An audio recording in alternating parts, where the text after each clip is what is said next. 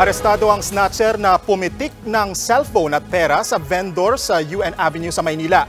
Malas lang kasi ng sospek dahil may nakasalubong siyang pulis. Nasa frontline ng balita si Dave Abuel. Yung pinagpagura namin mag-asawa pa, naubos lahat, parang nabaliwala lang lahat. Masama ang loob ng street vendor na si Mean matapos manakawan sa kanto ng UN Avenue at Mabini sa Maynila. Nadekwat kasi ng snatcher ang kanyang sling bag kahapon habang nasa pwesto.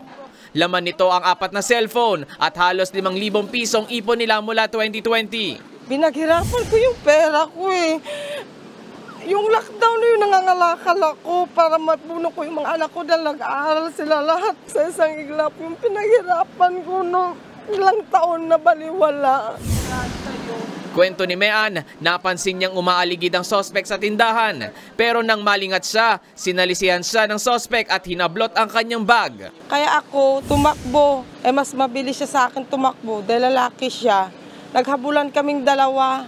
Ngayon, banda na doon, nagsumigaw na magnanakaw. Matapos ang ilang minutong habulan, timbog ang sospek na si Daniel, 18 anyos. Saktong may pulis kasi nagpapatrolya na nakaharang sa kanya. Giit ng sospek. Hindi po ako yun, sir.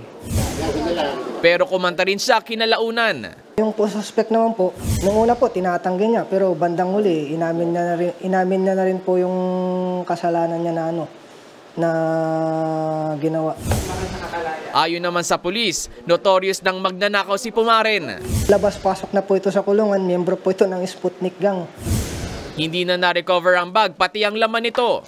Posible raw na naipasa na ito sa isang kasabwat. Mahaharap sa reklamong theft ang sospek.